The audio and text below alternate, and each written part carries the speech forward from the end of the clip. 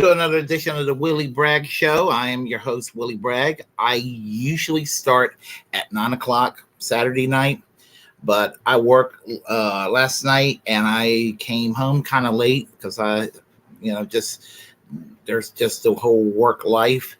Also, I had a lot of sleeping to do. I had my parents are visiting. They're leaving on Wednesday, so I had to spend a little bit of time with them. And I had to do a prep up for the show too, so I wouldn't let my followers down. So, hello everybody. How are you today? How are you doing, Snipe Hunter? How are you doing, Daniel Berry Sports Highlights? And how are you doing, Sam Cedars King? It's great seeing you all here. I'm glad you're on board too, Sam Cedars King. So, I want to start off with before I get to where I need to start. We're going to start with a Turncoat Ton video who does a lot of political satire, and so this is Crystal, Kyle, and Friends. That's Crystal Kalinsky and Kyle Ball together with their show, and they're interviewing Brianna Joy Gray, who's pretty much never wrong about anything, and it's basically vote blue no matter who, and I think it's a great way to start off the show because Brianna Joy Gray, as usual, when people basically give her stupid takes, she lets them know how stupid those takes are. Here we go. And let me get started over here. As soon as the computer needs to do what it needs to do.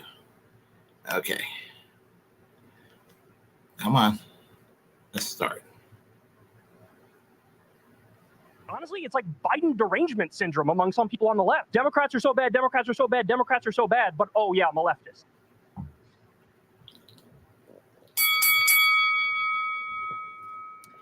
Going back to the student debt point, it is kind of telling to me, Kyle, that you so quickly, you injected your own low subjective, personal, and low expectations. You're accusing me of minimizing the accomplishments. I think that you might be minimizing his failures and the extent to which that he knowingly, it seems, lied about what he was willing to do, and in fact, dramatically underachieved his campaign promises. That kind of bait and switch is unforgivable when you recognize, as you have both recognized, that it was in his power to sign an executive order to deliver overwhelmingly for the people whose votes he needs right now. To the extent that we are inching closer to fascism as opposed to the socialist utopia, we got exactly here doing vote blue no matter who. Vote blue no matter who doesn't mean everyone votes Democrat. Vote blue no matter who means the Democratic Party uses coercion and guilt to get people to vote for it, instead of delivering on what polls demonstrate overwhelming majorities of Americans want. That's what the pernicious nature of vote blue no matter who is, that it absolves the Democratic Party of having to look at polls that say 2/3 of Americans don't want Joe Biden to run because he's too old, that 88% of Democratic voters want Medicare for all, that 60% of Floridians, a state that went for Trump, wanted a $15 minimum wage. But Joe Biden, whose praises we've been singing a lot today, purposefully stripped on order of the parliamentarian. Not only do I not care about arguments that the left is going to be smeared, I think it's silly because no matter what we do, the left is going to get smeared. If you are more afraid of electing Trump than the Democratic Party is, you are never going to be able to exert any leverage on them at all.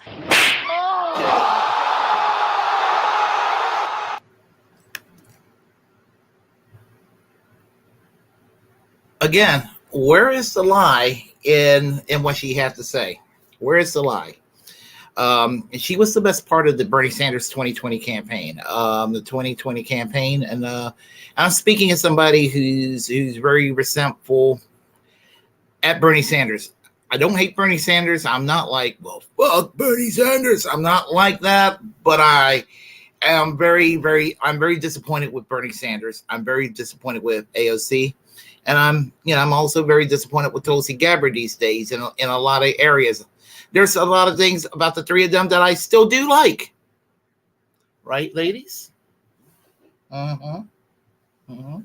Yeah.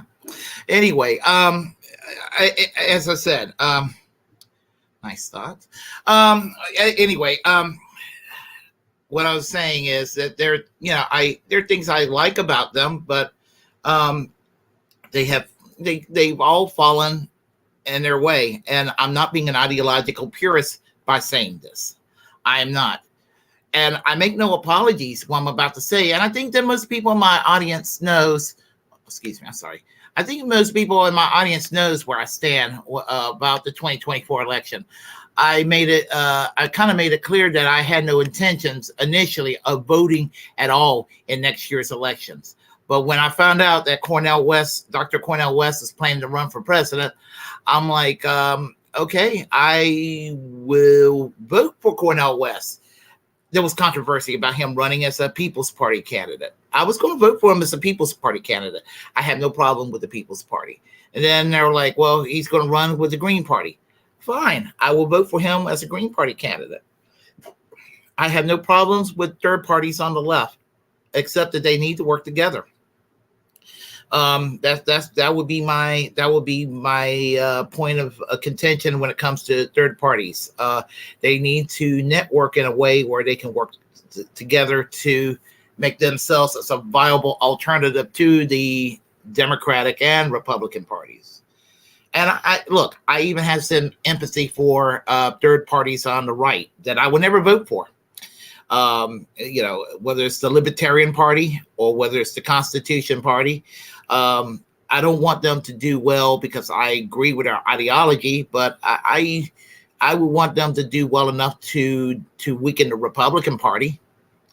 Because I think that, where I disagree with Jimmy Dore the most, and I think some people are harsh on Jimmy Dore when he was criticizing or talking or having a conversation with Cornel West. I agree with Jimmy Dore. I agree with Cornel West. I agree with them both. There was really nothing that I disagree with either gentleman. I agree with them both on virtually everything they have to say. Like 95% of what came out of both men's mouth on that interview, I agree with. I disagree with 5% of what Jimmy Dore had to say and about 5% of what Cornel West had to say. The disagreements I had with those two gentlemen were extremely minute, not enough to make a big deal out of.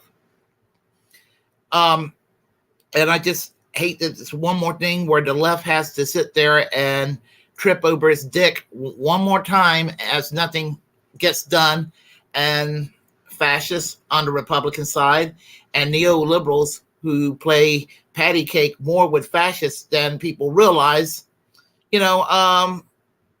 wedge this country further right.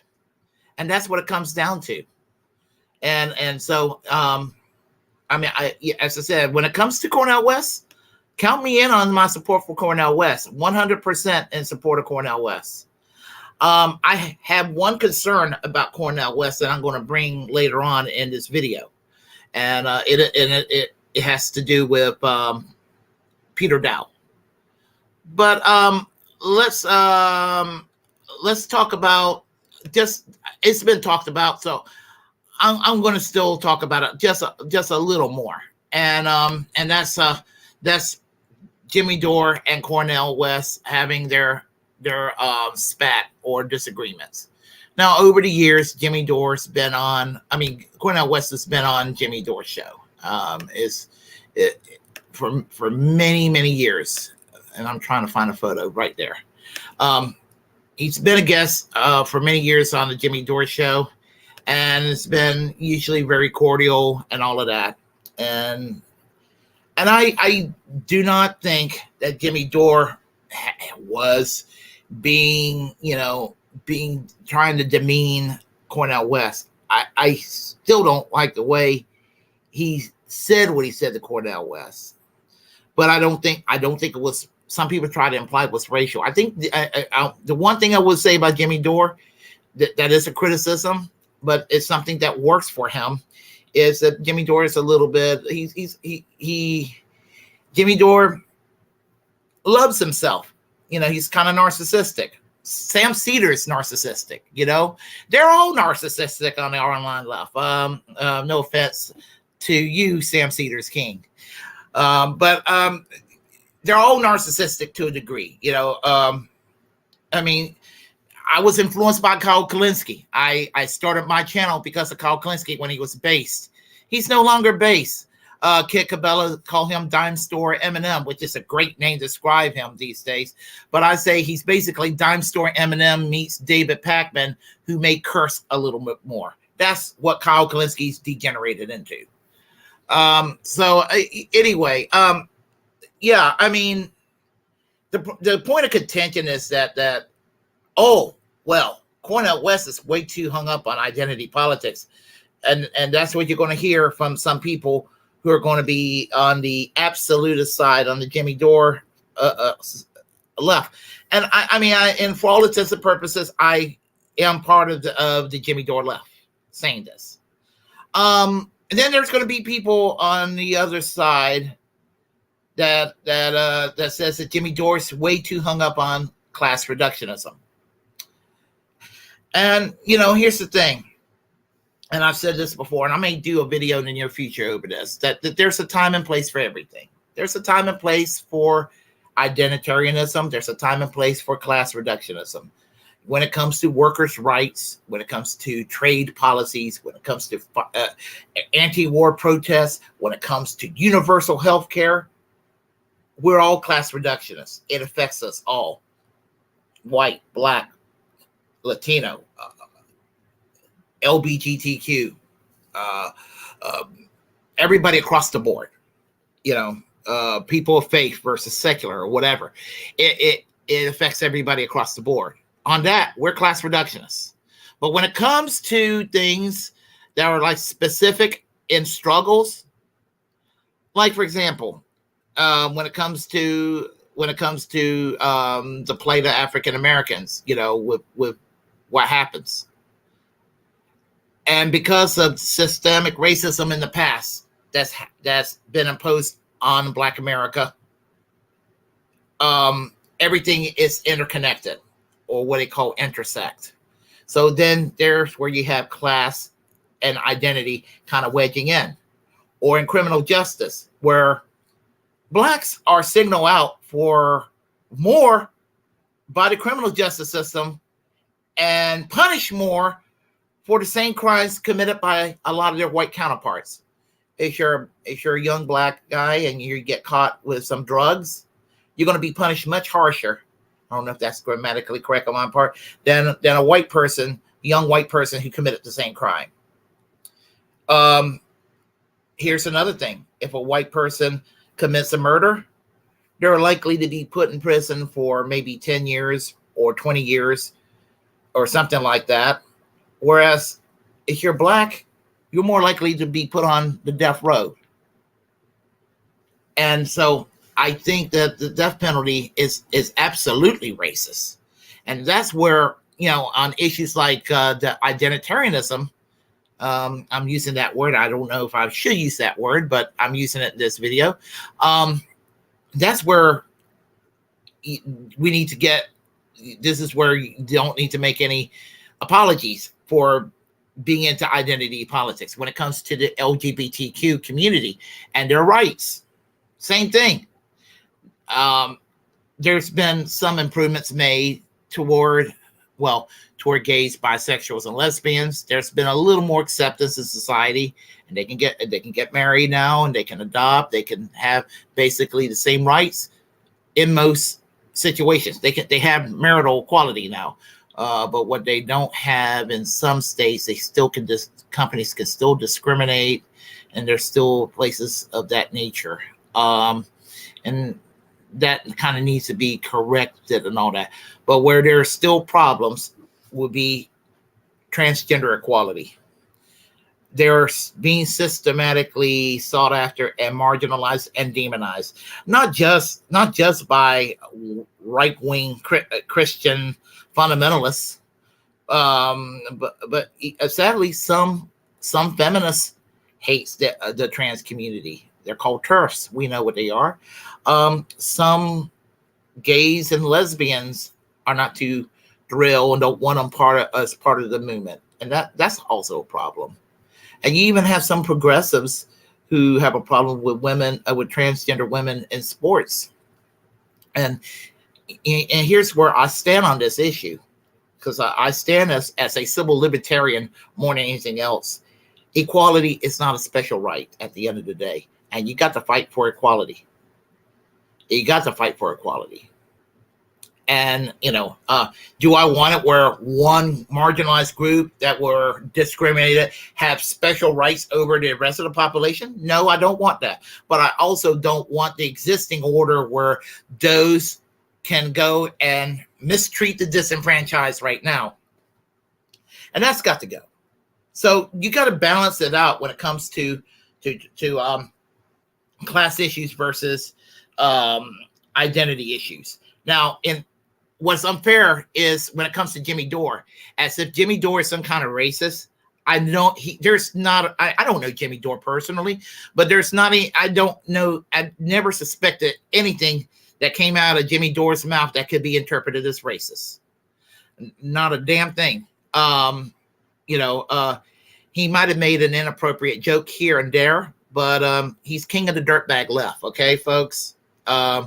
He's king of the dirtbag left. That's what we do. Okay. LGBTQ issues. He may have made some insensitive jokes here and there. He is 100% on board on that issue too. So I mean, just to make him out like he's a Matt Walsh or someone like that. That he's not a Matt Walsh. He's not a Richard Spencer. He's not a Naz boy, whatever the hell that term is that Bosch says he is. So, people just need to fucking lay off when it comes to Jimmy Dore in that regard.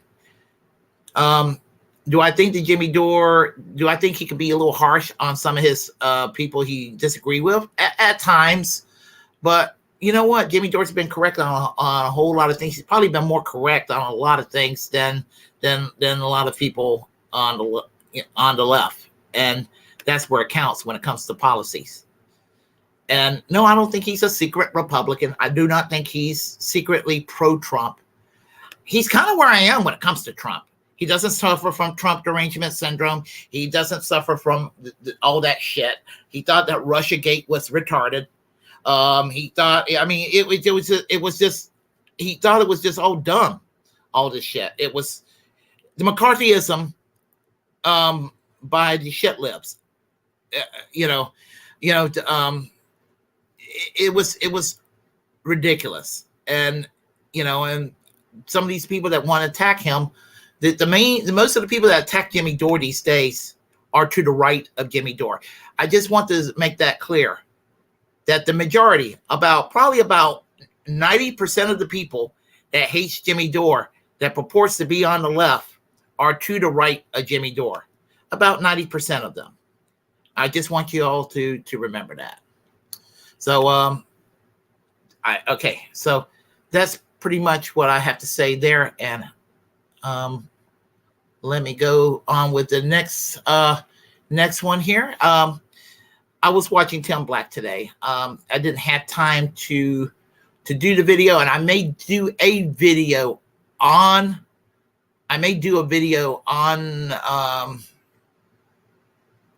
that situation, on Tim Black's take on Max Blumenthal, and I'm going to talk about Tim Black in a second here. But he kind of did a video where he kind of decided to go after Max Blumenthal. Again, I don't agree with Max Blumenthal on everything, but I agree with him on most things. And to sit there and refer to Jimmy Dore and Max Blumenthal as the Tucker left, and I know that there are some other names out there that I didn't watch the whole video. I don't know if he mentioned Glenn Greenwald. I don't know if he mentioned, Aaron Maté. I don't know if he mentioned, I think he did say something about Aaron Maté. I'll have to look back at the video, so don't 100% quote me. Tulsi Gabbard, these folks. The fact that they go on Tucker Carlson doesn't mean that they agreed with Tucker Carlson when Tucker Carlson was working for Fox News. Doesn't mean that they agreed with Tucker Carlson, but they were grateful that there was a voice on Fox News that were willing to have a voice on the left that they can have a dialogue with. And that's what Max Blumenthal and Aaron Maté and Glenn Greenwald, Jimmy Dore, and even Tulsi Gabbard were there for, to have a dialogue on issues where an audience that would be hostile to their views across the board. But it's mostly was on foreign policy and the deep state, but still a little bit on domestics too, domestic policy. And Fox News did take that classic neocon Bush-Cheney line. And I can guarantee you, some people say, well, they moved away from that. No, they didn't. They never moved away from that. I want to make that clear about Fox News. Fox News did not move away. Just because they sucked Donald Trump's dick during the Trump years. And just because they did that does not mean that they were on board with one of the more benevolent side of Trump's positions. What Fox News did is they grifted and they jumped on the Trump bandwagon. They were pro Jeb Bush. They were pro Ted Cruz. They supported these people. Now these days, if you watch Fox News, they're now slobbering on the knob of Ron DeSantis. They fired Tucker Carlson because he defended Omar Yeshitila, I believe that's his name. I'm sorry for butchering up, from the African People's Socialist Party, when the U.S. Department of Justice, Biden's U.S. Department of Justice, went and arrested him over there, I believe in St. Petersburg, Florida, claiming that he was connected with the Russians. In a lot of ways, Fox News ought to love the Biden administration, but they're partisan Republicans first and foremost, and they're a smear machine for the RNC. And never forget that. I hate CNN. I hate MSNBC these days. I hate MSNBC fiercely too. I didn't used to hate MSNBC. But Fox News is still a pile of shit. But having that said, Tucker Carlson he was fair, and he had some people on the show that did not fit a Fox viewing audience. And these people change some people's mind in that audience on issues like whether we should be in Russia, whether we should still be in Afghanistan, whether Julian Assange ought to be rotting away at Belmarsh in England. These questions. And I don't want to make it sound like I'm simping for Tucker Carlson. Tucker Carlson is not perfect on foreign policy. Tucker Carlson is correct on Russia, Ukraine, but he's not correct on China, Taiwan. He wants to rattle saber. So he's not perfect either. Getting back to what I'm saying, and that Tim Black tonight decided to go after Max Blumenthal for a lot of the same shit he went after Jimmy Dore. Insinuating these things and saying, well, that he focuses too much on foreign policy, focuses too much on Julian Assange, focuses too much on these things, and focus too much domestically on the economics. There is maybe a class reductionist streak to Max Blumenthal, but Max Blumenthal is by no means a racist by any stretch of the imagination. I mean, he's a Jewish man who fights for the Palestinians' cause. Yeah, and if anything, if anybody's calling him a racist, there are some neocons that have said that he's a self-loathing Jewish man. calling out an Netanyahu's bullshit is not anti-Semitic. It's being truthful. And when it comes to Zionism, the majority of the Zionists in America these days are not Jewish, by the way. They're Christian, evangelical Christians who hate Jews. I just want to make that clear. But to go after Max Blumenthal and to act like that he is some right-wing fringe figure, that doesn't care about the black cause, that is ridiculous. My assumption is he's for Cornel West. But he is a journalist, and he called things out where he needs to call things out. And he's very, very, very seldom he's been wrong about things. And I don't agree with the gray zone on every little finite issue. There's some areas where I think they're a little off, but overall, I like the gray zone, and I've been following the gray zone since they've been the gray zone since 2018. I don't remember them when they were the gray zone project back in the days of Alternate. I was barely aware of Alternate back then, strangely enough. But anyway, yeah, to do a hatchet job on Max Blumenthal, that's uncalled for. So anyway, now I want to talk about the next person I want to talk about, of course, is Tim Black. Now, I first heard of Tim Black maybe about 2019, late 2019. I saw an old rerun of Drunken Peasants Cafe with the Amazing Atheist. And apparently this goes back to the year 2014. I didn't know who he was at the time. And they were clowning on each other. Tim Black was clowning on the Amazing Atheist. The Amazing Atheist was clowning back at him. But they back at each other. And they buried the hatchet. They were on each other's show. He was on the Drunken Peasants Cafe. And I think that it sounds like the Amazing Atheist and Tim Black are both good with each other now. And I'm glad. Because I like Tim Black. And I like the Amazing Atheists. I'm not at odds with these people. They don't know who I am, but Tim Black kind of knows who I am. Maybe he knows who I am. He's mentioned my name on the show before, and he's like a couple of my posts on Twitter. Having that said, when it comes to Tim Black, I largely agree with Tim Black when it comes to Cornel West. He is what we need right now as an alternative to Biden. Biden, and some people sit there and attack him and saying, well, he's just a shit lib, holding water for Biden. He created a button during the 2020 campaign for Bernie Sanders called No Joe. He passionately despises Joe Biden, and he is fiercely independent. He's a very independent person. He holds no punches. He's not politically correct, and I love that about Tim Black. He's great. And, do I agree with everything that comes out of Tim Black mouth again? Just like Max Blumenthal and just like Jimmy Dore. I don't agree with everything that they have to say.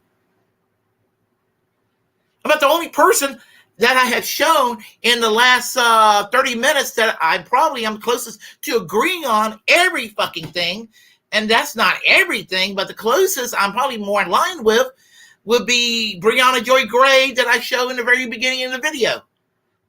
That I sort of halfway said, jokingly and seriously, that she's hardly ever wrong about anything, because she's hardly ever wrong about anything. But with Tim Black, as I said, I know he's had some beef with Jimmy Dore. And I think I remember where it happened. I give him credit because he did defend Jimmy Dore years ago when he was getting attacked by Sam Cedar and some of those other folks. They parted ways over force of vote. And I'm going to blame Jimmy Dore on this one a little bit, because I think that Tim Black was kind of on the fence on whether he should support force of vote or not. I have no doubts that he's in favor of Medicare for all, Tim Black. I have no doubts whatsoever.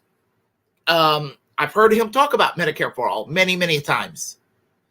And so, I think that Jimmy Dore was a little bit impatient with some people who are on the fence on force of vote. And some people think I talk too much about force to vote. I think we miss an opportunity with force to vote. And it came down to, there were people that made the assumption, well, Jimmy Dore came up with the idea, and therefore it's a bad idea, when it wasn't Jimmy Dore's idea to begin with. It was an idea created by DSA, Democratic Socialists of America, when they were a little more based, created the idea of making our Democrats elected more accountable. We know we're not going to get shit from the Republicans. We're probably more likely to get some concessions out of Democrats. That's the reality. That is the reality. And I say this about as somebody who favors independent political action. You can get more out of Democrats than Republicans. Not a hell of a lot. Breadcrumbs, perhaps. But here was an opportunity. We had a pandemic. People lost their health care coverage because health care is tied to your job. It's unconstitutional to have the present healthcare system we have. I believe it violates the 13th or 14th Amendment about involuntary servitude. It's involuntary servitude when you work at a job you hate, but you don't walk away from your job, because healthcare is everything. You walk away from your job, you lose your healthcare. And if you have diabetes, you have high blood pressure, you have whatever ailments, and you're on medication that would be expensive otherwise, you are fucked in the ass without this coverage. So people are putting up in jobs that they hate because it's a problem. You're in England, it's not a problem. You can go to another job in England. You can go to another job in France. I mean, you can go to another job in Argentina. I mean, I'm just saying, any other country that has universal health care, your health care is not tied to your job. It is here in America. People lost their jobs because they were laid off. And that added millions more on top of people who were not covered. You had a situation where you could have made Nancy Pelosi nervous. And if you could have done that, and even if it would have failed, the fact that Nancy Pelosi could have lost her speakership, and even though I hate Hakeem Jeffries, it still would have been like just fucking icing on the cake. It was said, yeah, Karen, you learned your lesson now, didn't you? You got to make these Democrats accountable. The Republicans make their Republicans accountable, but the Democrats don't. And that's probably my biggest beef with Tim Black, that he was a little bit antsy on forced to vote. But the thing about it is, it seems like after that, and with what happened with Nina Turner, and again, I'm on Tim Black's side. What happened with Nina Turner was horrible. In those two elections, in 2021 and 2022, what happened to Nina Turner is what happened to Bernie Sanders in 2016 and 2020, and what happened to Tulsi Gabbard in 2020, and what is happening to Robert Kennedy, and what is happening to Marianne Williamson in 2023, 2024. And what's happening around the country with Matthew Hoh in North Carolina last year. The Green Party had ballot access, and most of the time I'm about ready to rip a new one into Republicans. But here's where the Democrats were at fault at the State Board of Elections in North Carolina. They went and said, well, I don't know about these signatures. And so the Green Party were taken off the ballot in North Carolina, and they had to go and sue their way to get back on the ballot in North Carolina. I was almost more determined to vote for Matthew Hoh, and I would not have voted for anybody in that election had Matthew Hoh been taken off the ballot permanently. But anyway, I'm digressing too much. Think about Tim Black is that I understand you got a beef against Jimmy Dore. Okay? I hate it. I like you, Tim Black, and I like Jimmy Dore. I like these two. I hate the fact that they're at odds with each other. They both have a unique perspective that I think that they can heal some old wounds, that they can make things work for the better. And I know there's some people in my audience that may disagree, and there's one person I do respect in my audience that passionately disagree with what I have to say, and I'll talk to that person in a moment. but that's the way I see it. I mean, that's where I'm seeing it. What he says about Jimmy Dore, he's guilty of himself. You know, he says with Jimmy Dore, don't really focus on attacking Trump. Well, Tim Black doesn't focus on attacking Trump either. Neither of them goes out of their way to attack Alex Jones or any of these folks. And they're, you know, and they both overly attack Joe Biden. They both got that in common. They both had that, you know, Tim Black and Jimmy Dore were Bernie Sanders supporters in 2016. Tim Black again in 2020. Jimmy Dore went with Tulsi Gabbard. But point is that, again, you know, he has a beef, and that's why he decided to go after Jimmy Dore over Cornel West. And I'm willing to say that in some ways I might agree with Tim Black. In most areas, more than he would think I would support him. But again, some of the areas where he really, really punched below the belt with Jimmy Dore is punching below the belt. You know, there's no reason for that. Now, I know that there are people in my audience. I mean, there's, again, one person in my audience that I do respect, thinks that I'm a Jimmy Dore simp, and I hang on to every word he says. Again, I want to make this clear. I don't agree with everything that Jimmy Dore has to say. And I'll even go further than that. When it comes to the online left these days, it used to be Kyle Kalinske was my go-to. And I got some problems with Kyle Kalinske these days, as y'all know. Now my go-to largely is due dissidence. What Keaton, Weiss, and Russell Dobler has to say usually carries more weight with me. So I just kind of want to just lay that out there. So, but as I said, I just wish that there will be that they can mend the problems that they had in the past. But I want to address one more thing with Tim Black. And this is the most important part this evening. He and others who wants to focus on some of the people who are criticizing criticizing Cornel West, needs to realize that there is one little mistake that he is making. And that mistake is called Peter Daou. Now, I really didn't know who the hell Peter Daou was until about a week and a half ago when I was watching Heartlands Media. And the thing about Peter Daou is when I found out who Peter Daou was and found out everything I needed to know about him, I think it's a terrible mistake to have him as a campaign manager for Cornel West. Peter Daou is a corporate Democrat, or was a corporate Democrat. I still think he probably still is one, although he claims he isn't.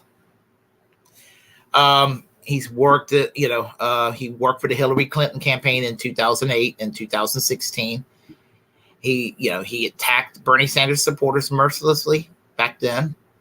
And then all of a sudden he had a come to Jesus moment in 2020. Those are a lot of peculiar things that was going on around the Bernie Sanders campaign in 2020.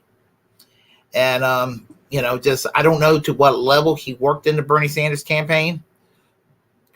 And some of the things that went wrong with the Bernie Sanders campaign, the dotting of the I's and slashing your T's to not repeat the mistakes of 2016, turned out to be bigger mistakes. What was working for Bernie Sanders, he should have kept on doing from 2016. I like 2016 Bernie Sanders a hell of a lot better than 2020 Bernie Sanders. Ro Khanna, for example. Now, I think Ro Khanna meant well, but Ro Khanna was one of those folks that wanted Bernie to be a slightly better Democrat. Just be just another Democrat, but just a little bit better. Don't try to be so super, super independent. And I think that did not help him. It made him look too much like just a slightly edgier Elizabeth Warren. And I think it made what James Clyburn did to him in South Carolina. It made what the snake Elizabeth Warren did to him in Massachusetts. It made the Obama phone calls easier in 2020, convincing all the competitors to drop out, all that happening. And Bernie Sanders with the COVID. Now, COVID did have a lot to do with it. And Bernie knew, oh, I'm fucked. I'm really fucked this time. They fucked me over harder this time than in 2016, and it's so overt. So he dropped the knee quicker. And he's been a little bitch to Biden since then. I'm sorry to have to put it that way. Because when it comes to policy in Washington, D.C. Today, nobody comes even close to Bernie Sanders. And I'm saying this being critical of him. Nobody can hold a candle to Bernie Sanders when it comes to policy. Yet, he folded up like a cheap lawn chair. Because he doesn't want to be the next Ralph Nader. When he needs to beat his chest and say, damn right, I'm like the next Ralph. I'm like Ralph Nader. There's nothing wrong with Ralph Nader.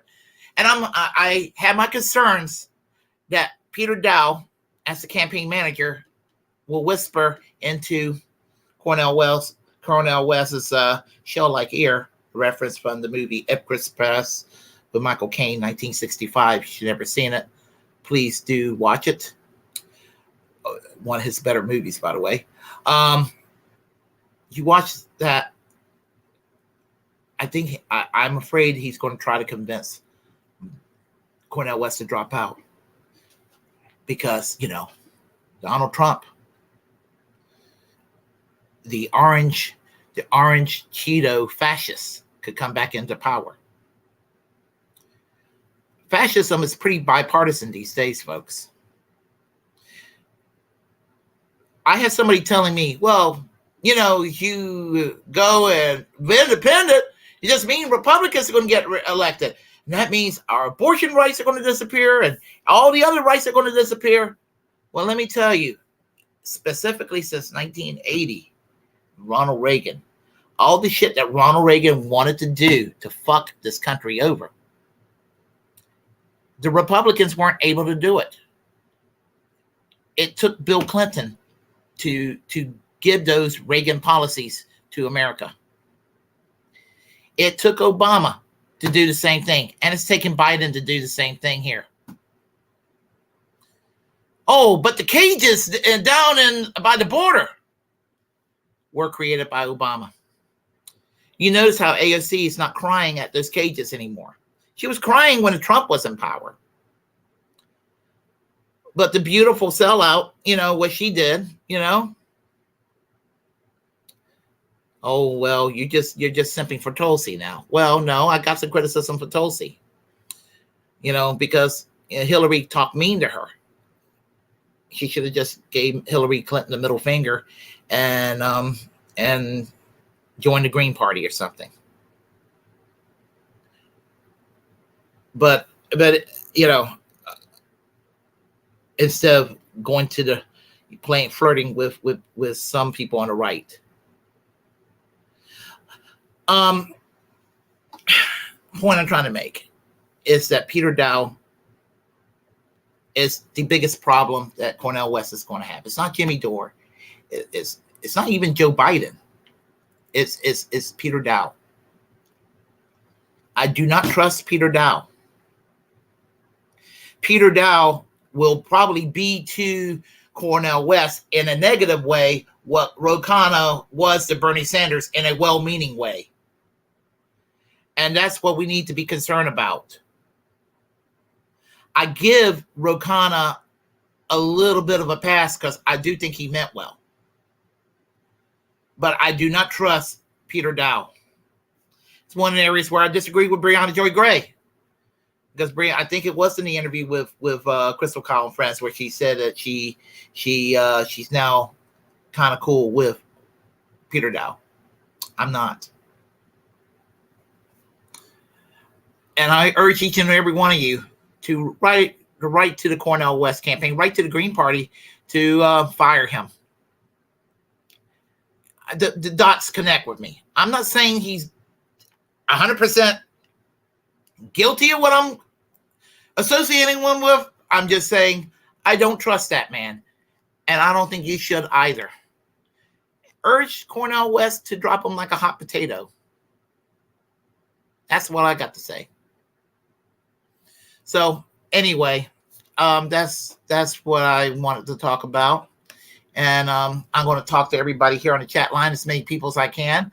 And then I'm going to make a few announcements, and then I'm going to shut off for the rest of the night. So let's see what we have here. Steve E. Let's see. Sam Cedar is king. You like David Dole.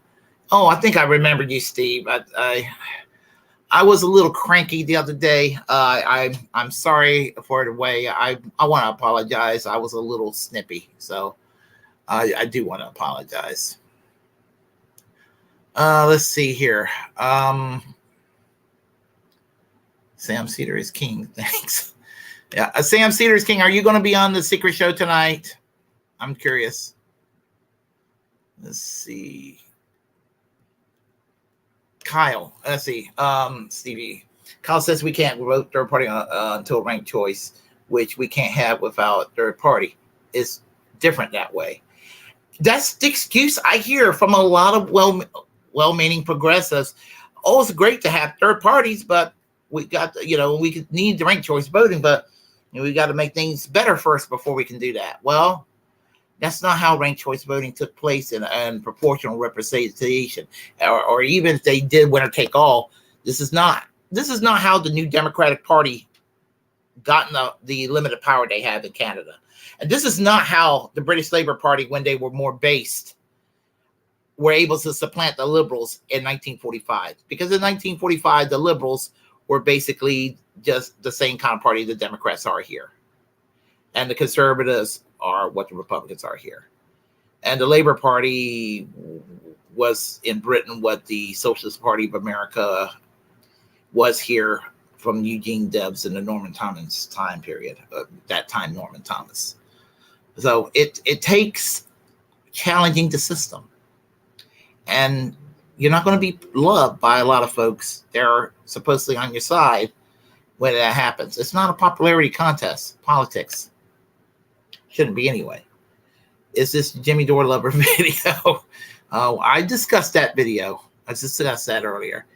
Jimmy Dore fans loves violence. Oh, please. Let's see. Sam Cedar King. I should also bet you are going to bring up Jimmy. Well, I mean, he's got a perspective. He's got a right to be here. He's a fan of my co-host of Braglands. That's what counts. And Jimmy Sutherland, she's really based and all of that. And I think she'll show him the light. So that's the important thing. So Bernie is friends with Biden, likes Thurman. Yeah, that's true. That was true. The Carlin School of Voting, he has his merits. I will vote for Cornel West too. That's good. Cornel West is a good man. Again, I just want to stress. I'm curious who his vice presidential candidate will be. Cornel West has a great history as an educator, activist, but has not proven himself as a politician. I would like him though. I go with policy and ideas. Eugene Debs and Norman Thomas is the example. Their ideas were watered down into the FDR's New Deal and eventually into LBJ's Great Society. We're talking about the economics. And that amounted to good things. Peter Daou is an experienced campaign manager. Jimmy Dore fans already hate Cornel West. Why do they care who manages the Cornel West campaign? I think that the majority of Jimmy Dore fans will probably be voting for Cornel West. I don't know what you're talking about. Most Jimmy Dore fans I know are for Cornel West. They may have some issues with Cornel West, They may be more critical than I am of Cornel West. But I think that they will vote for him. You know, they're not going to vote for Biden. That's true. True enough. Peter Daou. Let's see. Okay, hold on. Sam Cedar is not. Let's see. Oh, yeah, I know what we were talking about earlier. Sorry about that. I don't see it as absolute as I think it's realist. Poor white people are more likely to be mobilized in unison with poor blacks over class, but asking poor whites to prioritize race or gender divides. Well, I think this is why people got to be strategic about things, that people got to be strategic about things. And again, there's a time and place for everything. I'm not a particularly well all-American socialist and myself, or I don't hate the guy, all-American socialist, but he and I are not too particularly keen on each other's spin on socialism. So it just it's a misunderstanding he has on my takes, and I will say that much. But but he did say one thing that I agree with him on. There's a time and place for everything. And when it comes to class reductionism, there's a time and place to be a class reductionist. There's a time and a place to reject it. And I remember him saying that, and I agree with him largely on that question. There's no doubt that racism and white supremacy are not just social, but institutional and systemic. But they are just tools to master class issues, which underlines them. Well, that's true too. That's true. We have a state that is inherently racist these days, and they don't speak, and they know how to rig the system to keep people against each other. I actually feel the Democratic Party woke identity movement is radicalizing the right more than Trump.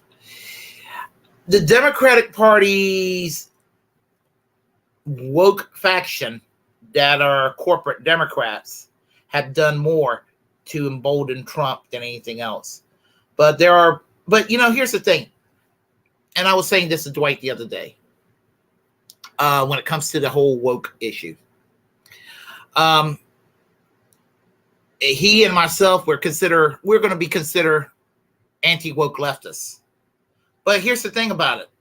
Even though we're considered anti-woke leftists, we agree with what the woke crowd have to say about things. We just disagree with the method called cancel culture. And I guess that's probably, and that's why I call myself a dirtbag leftist, because I abhor censorship. I abhor cancel culture. Because it does more to turn people away from our cause than anything else. And it makes us look authoritarian. It makes us look wimpy. It makes us look dumb. And I want to win. I want to win people over where we can all benefit. The Dems have attacked the First Amendment under the guise of protecting feelings. Yes, that is true. And the Republicans have too. They don't want to hurt Israel's feelings, so they do the anti-boycott laws and criminalize BDS in various states across the country. Half the states have these anti-BDS laws. Some of them are Democratic sponsored legislations too. This is a two-party problem. But the identitarianism is, which is really weird because a lot of the evangelical Republicans are anti-Semitic. But, oh boy, you talk about Benjamin Netanyahu in a negative way, you're an anti-Semite. You go and talk about Palestinian rights, you're an anti-Semite. So that's an area right there. The irony is that Jimmy's party rights to allow people to express their own opinions should lose his rights. Well, people have a right to their views, to express them, even if they're horrible views. The First Amendment is there to protect all unpopular speech. That includes speech that we find the most offensive. And that includes me. There's a lot of shit that people say I can't stand. But I'm not going to feel safe if that speech is suppressed. In fact, I'm going to feel less safe because when they get back, they're going to come back at us. Tim Black's going after Max Blumenthal is like me going after Mike Tyson. Yeah. I mean, I just like where you get attacking Max Blumenthal. That is an ally if I ever saw one. And I have never associated him with any type of white supremacy whatsoever. I know he's a young white man of privilege, but I don't associate him with white supremacy. Let me see. A broken clock can be right twice a day. Fox would sell a straight point if it market lets them. I heard something about Fox that Fox actually do celebrate Pride Month in their organization. And I found that to be very interesting. Biden has many singular deal breakers. Assange is in prison. Nukes are real. He might eat all the ice cream.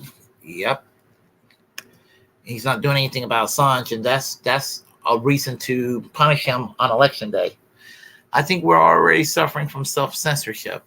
You can't mention a right-winger without the disclaimer being called a right-winger. There's no curiosity or investigation. Well, there's truth to that, but you have to realize I have to do that because I'm not a right-winger. The various things that the right wing advocated has been toxic all my life, and to be called a right-winger when everything I have abhorred about the right and all the baggage it has, I have to go and call it out. So when I go and vote third party, I'm not telling people go and vote third party to help Republicans win. I sure as hell not telling people to abandon the Democrats to vote Republican. I want third parties to win, and the only way you're going to make third parties win, you got to start from somewhere, and keep starting until it happens. So there is actual, victories. I know this guy, super Platon man. Max Blumenthal is a grifter, not a fan of his. He was a regular Clinton Democrat just a few years ago, just like Daou. His father was Sidney Blumenthal. I think that he did not go with the corporate Democrat model. I assume he was a Democrat. I think many of us were Democrats at one time. I was a Democrat for many years. He is like the last person to have an issue with Daou. Pick a better message. No, Daou is the problem. Gray Zone is the only trustworthy news site online. It's up there. The only one I took issue with was with the Pussy Riot one. I kind of disagreed with them on the Pussy Riot one. So let's see. And around the world with D friends. Around the world, D and friends. Hello, everyone. Hello, Dolores. Okay, Max attacking Daou because he was a Clinton Democrat when he is the son of Sidney Blumenthal is the highest is the height of hypocrisy. He can't help that his father was Sidney Blumenthal. He can't help it, He can't help that. I mean, I don't like Sidney Blumenthal either. Sidney Blumenthal helped Hillary Clinton create the birther conspiracy theory, by the way. It wasn't Alex Jones, and it wasn't a bunch of Tea Party rednecks, although they did use the birther conspiracy theory against Barack Obama. He is not his dad. I've followed him for years. He's a preponderance of knowledge about geopolitics, and that's true. As far as him just being a regular Democrat, that's just incorrect. And maybe at one time he was a regular Democrat. So, Democrat. Max was a Democrat on MSNBC. He was just he was at one time. He was even on Rachel Maddow's show when she was on Air America. But times have changed. I used to like Rachel Maddow. So there's that. I remember when he was on Overman defending Democrats. Again, we were, yes, Jimmy Dore was a Democrat. I mean, before he was with the People's Party. And a lot of us got tired of the Democrats because they were Republican light. There's no, I mean, people kind of have to change in some areas. Yes, people change, but please, I don't want to hear him talk about Daou when he was a Democrat himself. Come on. Well, I was a Democrat, and it was people like Peter Daou is what I didn't trust about the Democrats. And let's see here. Attacking Trump shouldn't be off limits when he's the president and running. I thought Tim Black and Dore were soft on Trump. I think it has to do with being mad at the Dems. It has to do with the rigging in 2016 against Bernie Sanders in 2020. It has to do with the Tulsi Gabbard one. With Jimmy Dore is Bernie Sanders 2016 and Tulsi Gabbard in 2020. With Tim Black is Bernie Sanders 2016 and 2020. With me is Bernie Sanders in 2016, 2020, and Tulsi Gabbard in 2020. So let's see. That's what it comes down to.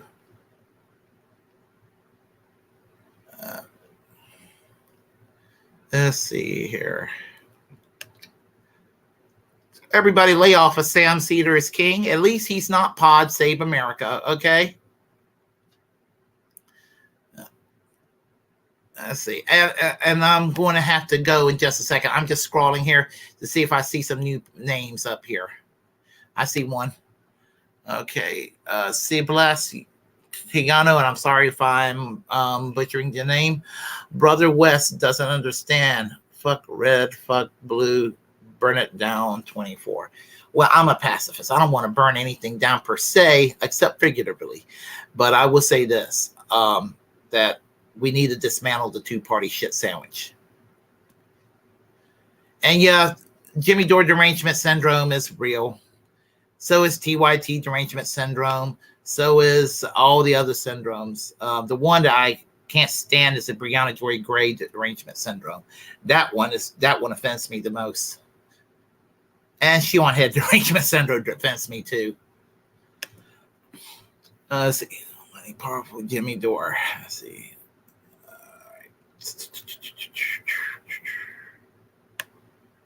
I'm looking through here.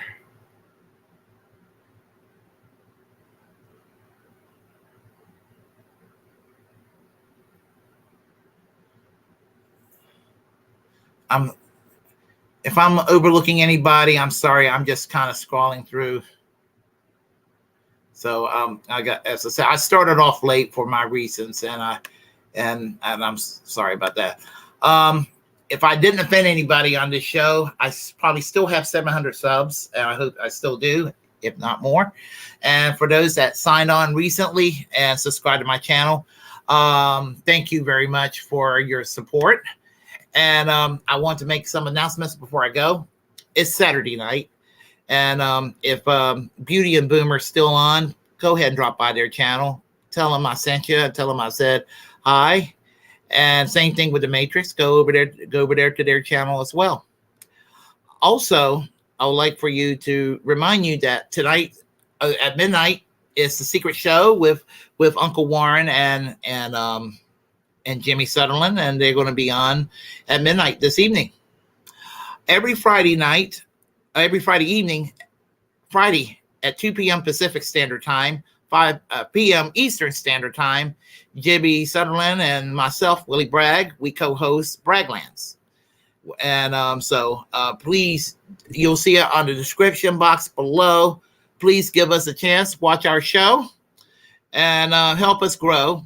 And if you sign on to this channel and you're watching Braglands on this channel on Friday night, go to the Braglands site if you don't mind and give us a sub there too if you haven't subbed already. And I want to say that if you like what you heard, please press like and comment. Comment if you disagree with any way.